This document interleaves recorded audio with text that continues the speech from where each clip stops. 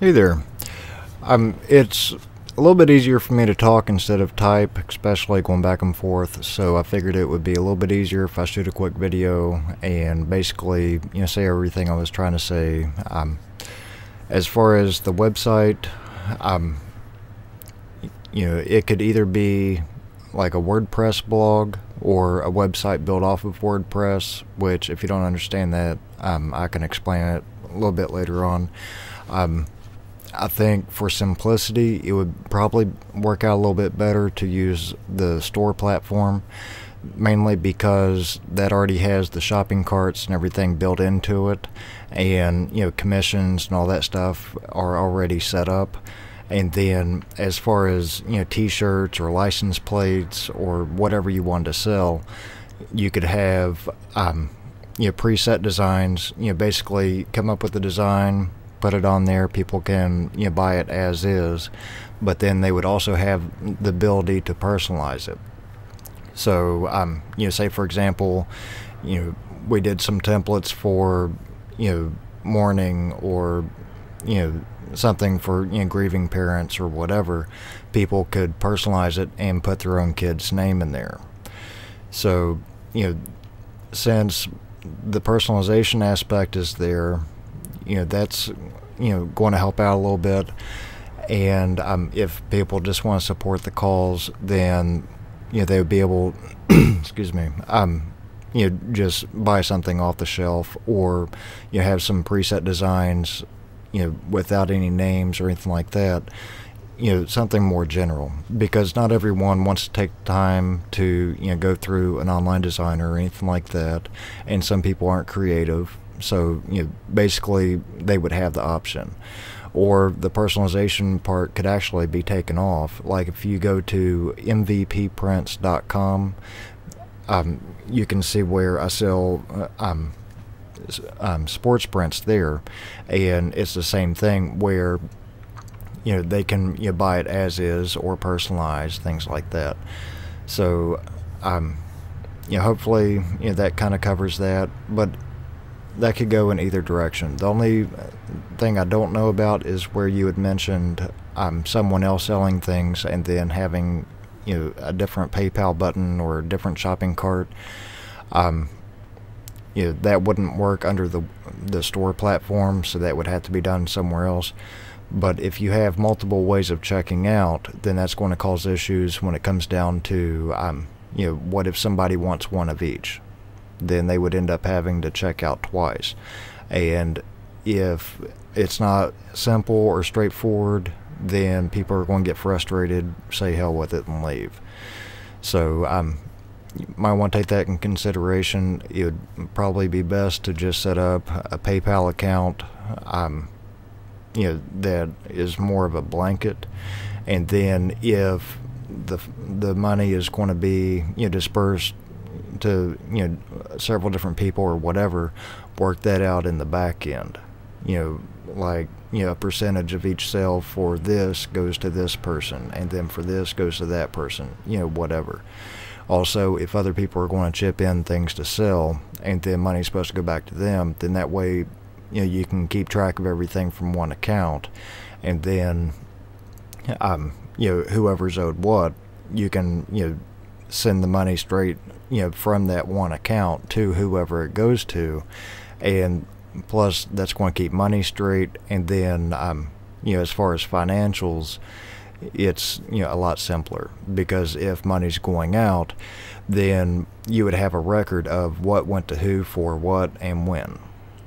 So hopefully that made sense. I haven't slept yet, so I'm very sleepy.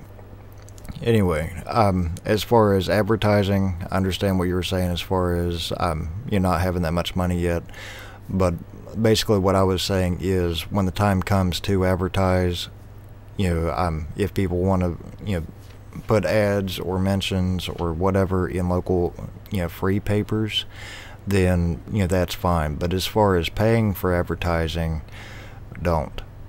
And the reason I say that is because you're never going to get the money's worth, because if someone gets a newspaper, it's just to get the coupons.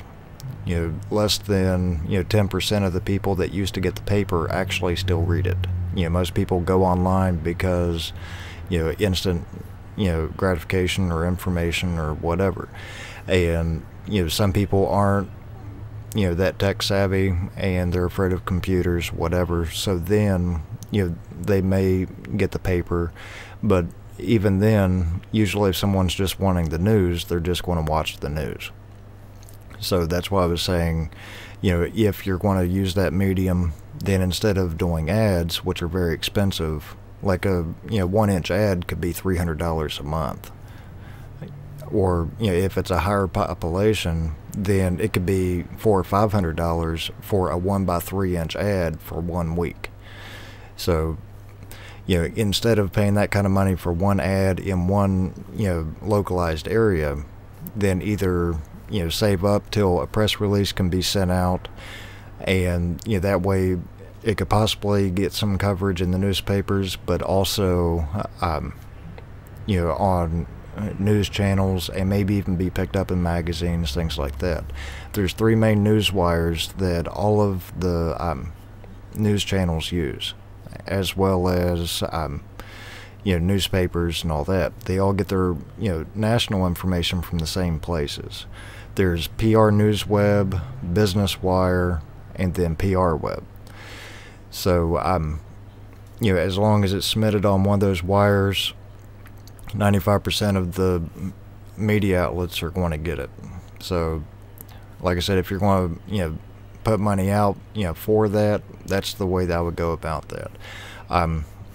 Plus anybody that covers it, there's also going to be links on the internet too.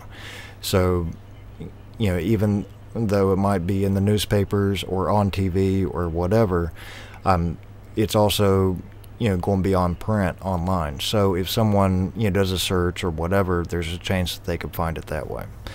So that's why I was that's why I was saying publicity is more important than advertising, because if you advertise, you have to pay for every eyeball that sees it. If you get publicized, then you have the chance of it going viral. And the fact that it is a foundation, not a corporation, it would be much more received going in that direction. Now, as far as paying for ads, if any ads are going to be paid for whatsoever, it should be done on Facebook. And that's because 1/3 of the U.S. population is on Facebook, and you can target everything down. I mean, if you wanted to target it all the way down to just death or mourning or whatever keywords you wanted to put on there, then the only time that it would ever show that ad is if someone was on a page that related to one of the words that you specify, or have it in their profile somewhere. And then even then you only pay if someone clicks on the ad. So 100,000 people might see it. Out of 100,000 people, maybe 1,000 people actually click on it, and then if it's 30 or 40 cents per click, that's $300 or $400 for 100,000 people seeing it. So I'm sure you can see how that's a whole lot cheaper than putting $300 or $400 into a newspaper ad for a population of say 50 or 80,000, and then maybe 5% of the people looking at it. And then even if someone sees everything in a print ad, how many people are going to take action?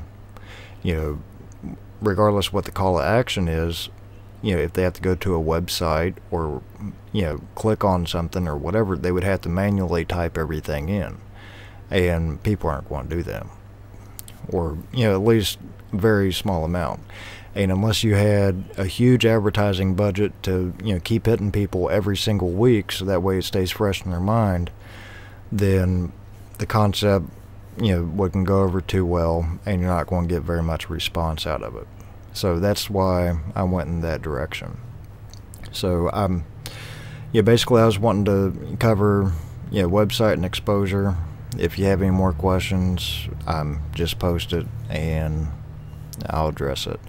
I'm dealing with several different things to do, so I'm not going to be that active as far as Facebook is concerned. But I'm, still, if you have any questions, I'll make sure to get around to it. So hopefully I helped, and if I need to clarify anything, let me know, and I'll update it. Till then, take care.